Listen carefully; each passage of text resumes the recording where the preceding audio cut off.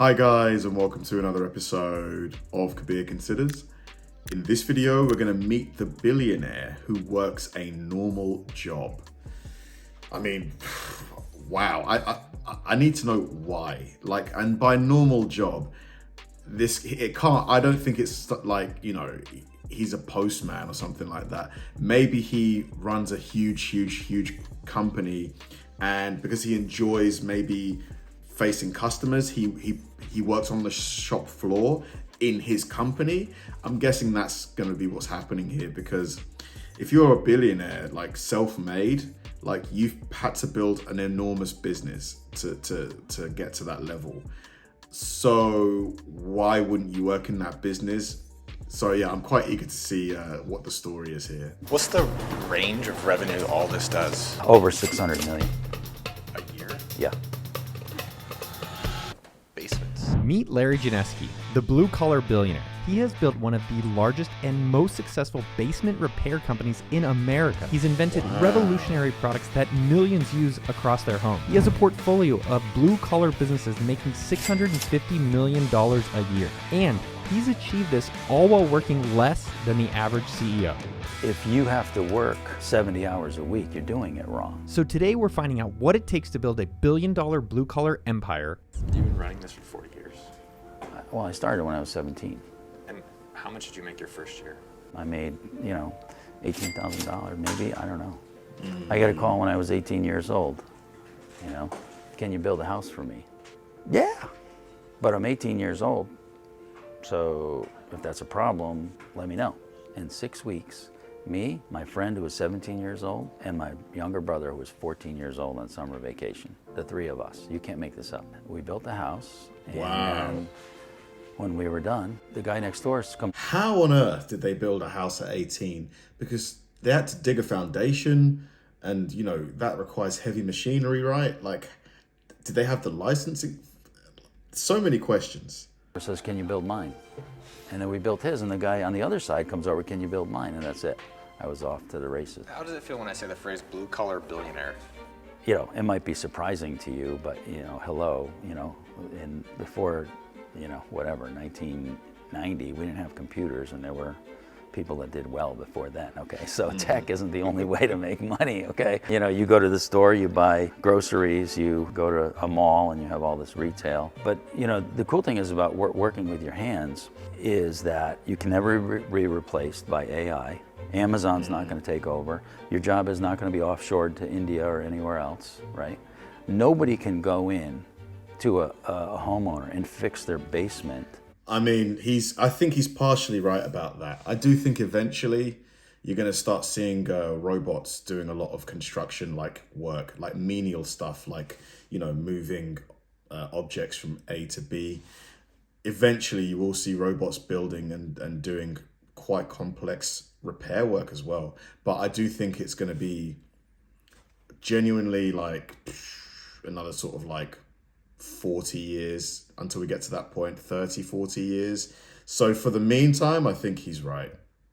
From Amazon or from India, or no robot is ever gonna fix a crawl space. It's just not gonna happen, right? I think it will eventually. Guys who are willing to get dirty, they know how to do, what to do, and why they're there. And that's what we do. These guys are real men, okay? You would see what these guys do. You would not believe it. You would not believe what these guys do. What do you mean? The work that they do, how hard work it is. Crawl space work, we go into crawl spaces that are this high. And they got dead mice and snake skins and bugs, and it's all mud under there. And they crawl in there. When they leave, at the end of the day, the customer could crawl in their pajamas and slide around. And these guys go into these very difficult environments every single day, and they make an incredibly, almost impossible job look easy. And we pay them very, very well. What's the range of salary? These guys make over $100,000 a year because they earn it. It's hard to see this here, but... Yeah, I mean, based on what he described, they deserve it for sure. To crawl in tiny spaces like that, and I'm sure it's really warm as well, because they've got all of that, plastic stuff on. Hard work. Works with his hands as a laborer. He who works with his hands and his head is a craftsman. He who works with his hands, his head, and his heart is an artist. From making $18,000 building homes to owning a $600 million a year business, I had to find out what Larry's secret is. That's a big jump from here to $600 million a year. Like, you started, hey, I'm just gonna do basements and just the demand was there? It's been 40 years, okay? Come on. We didn't make a big jump. We made a lot of little ones. There's a lot of business people who are looking for the quick hit, right? I'm going to start this business, I'm going to sell it in 3 years, right? You're going in it with the wrong mindset to begin with. My Dr. Energy Saver business, I went $5.5 million in the hole with no end to the losses in sight. And then my partner quit and sued me. So what do? Do I quit? No, I kept going. 11 years later. I'd love to know why he got sued. Like, dang. Maybe like earnings, maybe the partner expected the company to do a lot better, quicker, so they could leave and like exit, something like that. I made $1. Today it's very profitable. We're making houses more comfortable, more energy efficient. They burn less fossil fuels and electricity, and they're less expensive to own. I've had a great positive environmental impact on the world because I didn't quit. Do you have regrets about working too much? Was all this worth that? I'm glad you asked, because I don't want people to think that I was the classic story of the busy business guy who was married to his business and worked so much and ignored his family. That is not the issue. And I haven't worked a weekend in 30 years. If you have to work 70 hours a week, you're doing it wrong. You cannot ignore your family. You cannot ignore, having some fun. In the beginning, Yeah, I mean, it's such a hard balance though, because I guess if you really want a business to work nowadays with all the competition out there, unless you are providing something truly revolutionary and unique that can't easily be replicated, you're competing with like so many people. So that does require a lot of marketing and hustle to kind of get ahead. I wonder, like, there must have been stages though in this guy's career where he was working like a dog. it's about making money. You think it's about making a lot of money, right? I think that a lot of business owners don't stick with it long enough to realize what it's really about. And it's not about the money. I don't get my self-esteem from how much money I make. I get it from those people, right? From them looking at me and saying, I trust you. At your funeral, nobody's gonna say, oh, we had so much money. They don't care. It's the relationships and the good that you've done, the footprint. Did you leave the world better than when you found it? That's what it's about.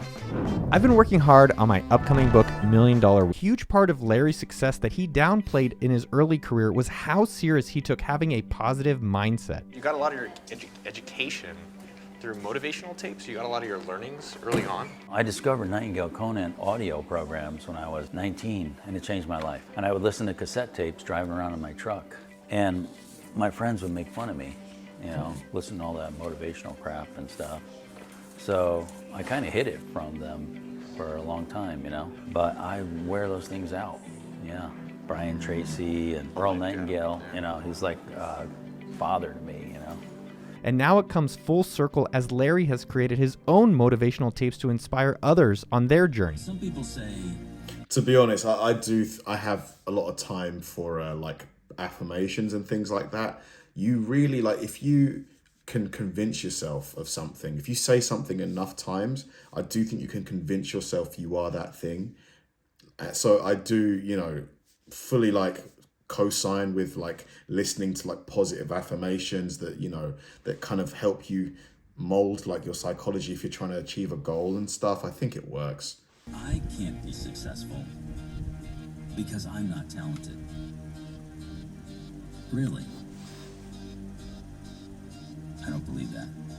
Now it was time for Larry to give me a tour of his $13 million office, and as he was taking me through, we met a few of his employees, and I was blown away by how loyal they are to Larry. Michael, how long have you been here? 9 years, November 14th. All right, 9 years, November 14th. Sue, how long have you been here? Almost 20 years. Yeah. Wow. How long have you been here? This is exactly 16 what you years. want. How long have you been here? Gonna be 21 years. Like, you want a place where, you know, like you're comfortable, because then you're more invested in the business. You want the business to succeed. Like, you don't want people just to pass through. Like, these people are like family now. They're going to want the best for this guy. Makes you want to stay. The people, just the whole atmosphere of the company. The thing I don't understand, Very how are you so interesting. calm? There's a saying, flows uphill. All the problems that no one else could solve go up to the leader. I don't get those problems. My phone doesn't ring. And it's on right now. I didn't turn it off because I have good people. So you need to create a great team of people who stay. If you have continual turnover, You have to retrain nobody them gets good all at the what they're time. doing, right? Yeah, And then you're yeah. constantly rebuilding your company, you know? If you turn everybody over every 24 months, you have a brand new company every 24 months. You can never get traction. You're gonna go for a ride on the world's slowest elevator. And this guy, he knows what's up, man. It's so true. It's so true. A lot of companies these days, they're missing that. It's almost common sense. How did you learn your initial skills? I went to a technical high school, a regional vocational technical high school. I chose carpentry. Yeah, so I wasn't afraid to cut wood and nail it together. So this is marketing. So they generate, 15,000 leads a year. If Fatima gets a lead from the internet, she's calling within 60 seconds. I just want to see the Google reviews. This is just so good. This is like so well run. Let's see what the customers say. 3 days ago, 5 stars. Added a full bathroom to my basement. Tech professionals came on time. High quality work.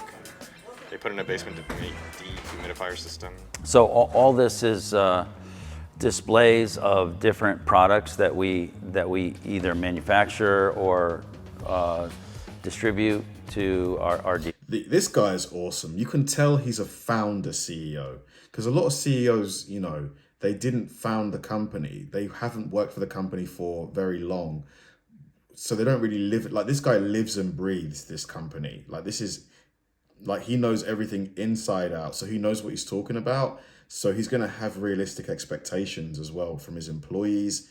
Like, he's not going to just say, set arbitrary goals. Like, next year we need to increase profits by 40%. I invented most of our key products for basement waterproofing and crawl spaces. I have 32 patents. Can you show us some of those products? Yeah, this is a dehumidifier that my son designed. This is the most efficient, high-performance dehumidifier in the world. My son also developed the world's best air purifier. He built this room Really? that we would fill with smoke and watch it clear the air. And we have videos on it to prove that this is the world's best air purifier. We set up lasers in here so you could see the smoke. And we put every competitive air purifier in here and did the same test, and you could see the smoke go right through it. So I guess With you your own test eyes. how long it So this takes is the smoke to Boomtown. leave. This is an 1880s mining town theme. So this is the Boomtown mine, and this is what the miners would have Oh, wow. been going after. Quartz. There. That's cool. That's cool. Plus, this is your stuff too, no? This is foam, yeah. Yeah. So I sprayed the foam and pushed them in, and yeah. So we built all this, designed and built the whole thing. We're contractors, right? So that's like. Dude, I'm so over tech.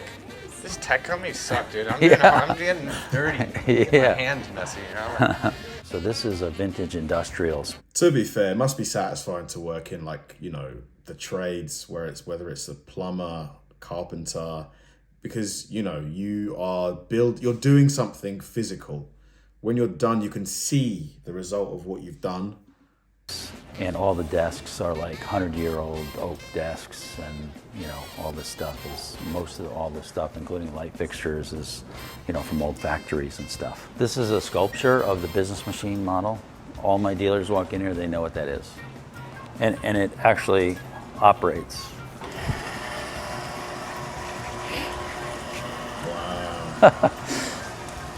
Super retro. This was from Grand Central Station. Literally, New York. mailboxes from Grand Central Station. This here.